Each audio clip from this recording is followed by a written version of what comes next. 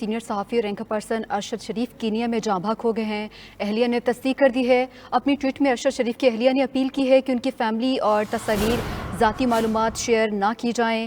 Senior صحافی اور rank person Arshad شریف کو کینیا میں قتل کیا گیا ہے۔ اہلیہ نے تصدیق کر دی ہے۔ اپنی ٹویٹ میں ان کا کہنا تھا کہ ان کی فیملی، تصاویر اور ذاتی معلومات شیئر نہ کی جائیں۔ اسی پر ہمارے ساتھ بات کرنے کے لیے موجود ہیں ہمارے اینکر پرسن اسد اللہ خان۔ بتائے گا کیسے انسان پایا ہے آپ نے ارشد شریف کو، ان کے بارے میں کچھ مزید بتائیے گا۔ دیکھیے، ارشد شریف صاحب ہمارے اساتذہ میں سے ایک تھے، اور ان کے ساتھ جتنا بھی وقت گزرا اور جب ان کے ساتھ سیٹنگز ہوئیں، ہمیشہ ان سے بہت کچھ سیکھنے کو ملتا۔ بعض اوقات مجھے یاد ہے کہ 2012 سے میری ان سے ملاقاتوں کا سلسلہ شروع ہوا، اور اس وقت سے لے کر اسلام آباد میں جب ان کے ساتھ ملاقات ہوتی رہی، وہ ہمیشہ بڑی شفقت سے پیش آتے، نہ صرف اپنے جونیئرز کے ساتھ بلکہ اپنے کولیگز کے ساتھ وہ اپنے ایکسپیرینسز کو شیئر کرتے۔ وہ صحافت کے خاص طور پر جو انویسٹیگیٹو جرنلزم تھی، اس میں چونکہ ان کو بہت ملکہ حاصل تھا، تو وہ اس پر گھنٹوں بات کرنا پسند کرتے تھے، اور اس کے ساتھ ساتھ وہ ایک بہت ہی بہادر صحافی تھے، بات کو کہنے کا سلیقہ جانتے تھے۔ انہیں معلوم تھا کہ بات کو کس انداز میں اپنا جو مطمع نظر ہے اس کو بیان کرنا ہے۔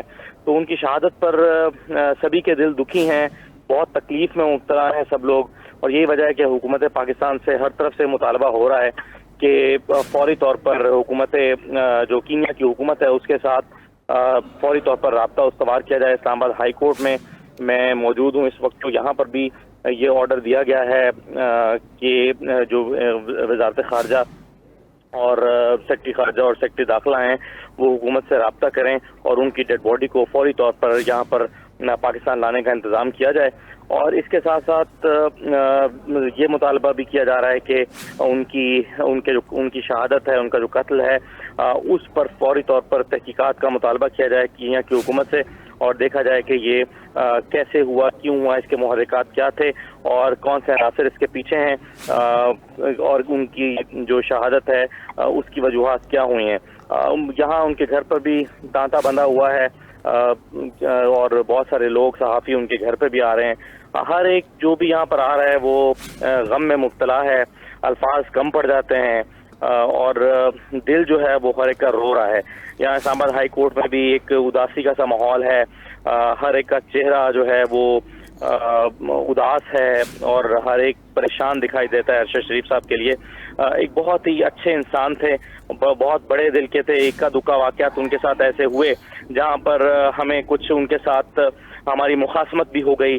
ایک ایسا واقعہ آپ کو یاد ہوگا گوادر میں ہوا تھا، لیکن پھر کچھ عرصے کے بعد یہ ہوا کہ انہوں نے یہاں پر آ کر خود سے بڑے پن کا مظاہرہ کرتے ہوئے معذرت کر لی، اور جس صحافی کے ساتھ ان کا جھگڑا ہوا تھا اس سے انہوں نے معذرت کی، گلے لگایا، اور پھر اسی دن مجھے یاد ہے کہ ہم سب ایک جگہ پر جا کے بیٹھے، انہوں نے اس پر افسوس کا اظہار کیا، اور بہت ہی بڑے دل کے ساتھ انہوں نے جو ہے وہ اس واقعے پر، تو اس طرح سے وہ ایک بہت ہی بڑے اور کھلے دل کے انسان تھے۔ بہت جونیئرز بچوں کے ساتھ میں دیکھتا تھا، یقیناً بہت بڑے انسان تھے۔ اسد اللہ صاحب ہمارے ساتھ رہیے گا، اس وقت اینکر پرسن ڈاکٹر موید پیرزادہ صاحب ہمارے ساتھ موجود ہیں۔ ڈاکٹر صاحب آپ کہیے گا، ارشد شریف صاحب اس صحافت کی دنیا میں کتنا بڑا خلا چھوڑ گئے ہیں؟ بہت بڑا خلا اس وقت پاکستان کی صحافت میں جو مربوط ترین اور پرومیننٹ ترین شخصیات تھیں، جنہوں نے گزشتہ چند برسوں میں بہت کھل کے پولیٹیکل ایشوز کے اوپر، مورل ایشوز کے اوپر انہوں نے پوزیشن لی، اس میں ارشد شریف جو ہیں وہ ٹاپ موسٹ ناموں میں آتے ہیں۔ آپ آسانی سے کہہ سکتے ہیں کہ 3-4 جو بڑے نام پاکستانی صحافت نے گزشتہ 10 برس میں پیدا کیے ہیں، اس میں ارشد شریف جو ہے ان کا شمار ہوتا ہے۔ بہت ہی پرنسپلڈ اور بہت پیٹریوٹک، بہت نیشنلسٹ۔ اگر آپ دیکھیں خارج پاکستان کے ساتھ انہوں نے بہت زیادہ رپورٹنگ کی، وہ فرنٹ لائن پہ گئے، آپ بہت فوٹیج دیکھ سکتے ہیں جہاں انہوں نے جو ہے وہ ہیلمٹ پہنی ہوئی ہے، وہاں پہ انہوں نے کور لے کر آرمی کے پاس انہوں نے افغانستان کا بارڈر ہو، پاٹا کی جنگ کی صورتحال ہو، بلوچستان کی صورتحال ہو، ہر جگہ آپ کو ارشد شریف رپورٹ کرتے ہوئے نظر آتے ہیں۔ تو بہت پیٹریوٹک، بڑے نیشنلسٹ، اور بڑا نام ان کا، لکھا بھی انہوں نے، لکھا کم لیکن لکھتے رہے، اور بہت بڑا لاس ہے جس طرح سے ان کو اسیسینیٹ کیا گیا۔ یہ ایک بہت بڑا شوق ہے، بہت بڑا صدمہ ہے बहुत बड़ा होल है इस वक्त और कुछ पता नहीं है कि ये हो क्या रहा है, ये चीज़ें किस तरफ जा रही हैं। डॉक्टर साहब, सहाफ़त की दुनिया में एंकरिंग करते हुए यकीनन बाज़-औक़ात एंकर जो हैं वो हाइप भी हो जाते हैं, एग्रेसिव हो जाते हैं, लेकिन आपने अरशद शरीफ साहब को पर्सनल लाइफ में कैसा पाया? यकीनन आपके वो करीबी दोस्त थे।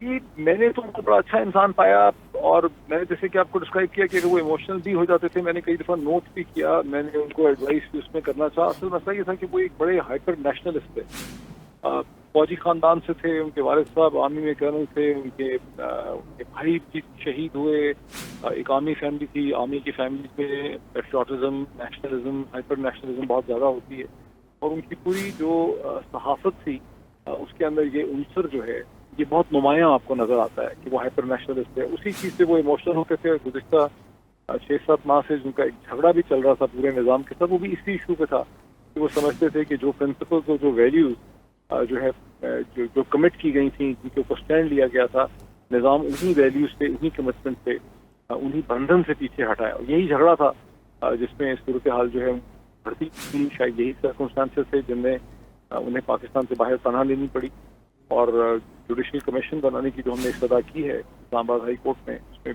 बुनियादी मकसद यही है बैरिस्टर शुएब रज़ाक साहब का, जिनके साथ मैंने उस पिटीशन का हिस्सा हूँ, कि एक जुडिशल कमीशन हो जो कम अज़ कम एग्जामिन करे कि वो क्या सर्कमस्टांसेस थे जिसमें अरशद शरीफ जैसा प्रोमिनेंट, कामयाब पाकिस्तानी, मतलब bye all means very successful Pakistani citizen, इतने कामयाब पाकिस्तानी शहरी को प्रोमिनेंट फेस जो है, जो हाउस होल्ड है, उसको पाकिस्तान से बाहर पनाह क्यों लेनी पड़ी? क्या वजह थी कि वो यहाँ से उनको ढूंढना पड़ा, वो दुबई चले गए, अबू धाबी, कैसे उनको से निकाल दिया गया उनको? यकीनन अरशद शरीफ साहब सहाफ़त की दुनिया में बड़ा खला छोड़ गए हैं। डॉक्टर मोहित पीरज़ादा साहब और एंकर पर्सन असदुल्ला साहब हमारे साथ मौजूद थे। आप दोनों का बहुत शुक्रिया। वो समझते थे कि जो प्रिंसिपल्स और जो वैल्यूज़ जो है जो कमिट की गई थी, जिनके ऊपर स्टैंड लिया गया था, निज़ाम उन्हीं वैल्यूज़ से, उन्हीं कमिटमेंट से, उन्हीं बंधन से पीछे हटाया। यही झगड़ा था जिसमें सूरत हाल जो है बढ़ती थी। शायद यही सर्कमस्टांसेस थे जिनमें उन्हें पाकिस्तान से बाहर पनाह लेनी पड़ी और जुडिशल कमीशन बनाने की जो हमने इस्तदा की है इस्लामाबाद हाई कोर्ट में, उसमें बुनियादी मकसद यही है बैरिस्टर शुएब रज़ाक साहब का, जिनके साथ मैंने उस पिटीशन का हिस्सा हूँ, कि एक जुडिशल कमीशन हो जो कम अज़ कम एग्जामिन करे कि वो क्या सर्कमस्टांसेस थे जिसमें अरशद शरीफ जैसा प्रोमिनेंट, कामयाब पाकिस्तानी, मतलब bye all means very successful Pakistani citizen, इतने कामयाब पाकिस्तानी शहरी को प्रोमिनेंट फेस जो है, जो हाउस होल्ड है, उसको पाकिस्तान से बाहर पनाह क्यों लेनी पड़ी? क्या वजह थी कि वो यहाँ से उनको ढूंढना पड़ा, वो दुबई चले गए, अबू धाबी, कैसे उनको से निकाल दिया गया उनको? यकीनन अरशद शरीफ साहब सहाफ़त की दुनिया में बड़ा खला छोड़ गए हैं। डॉक्टर मोहित पीरज़ादा साहब और एंकर पर्सन असदुल्ला साहब हमारे साथ मौजूद थे। आप दोनों का बहुत शुक्रिया।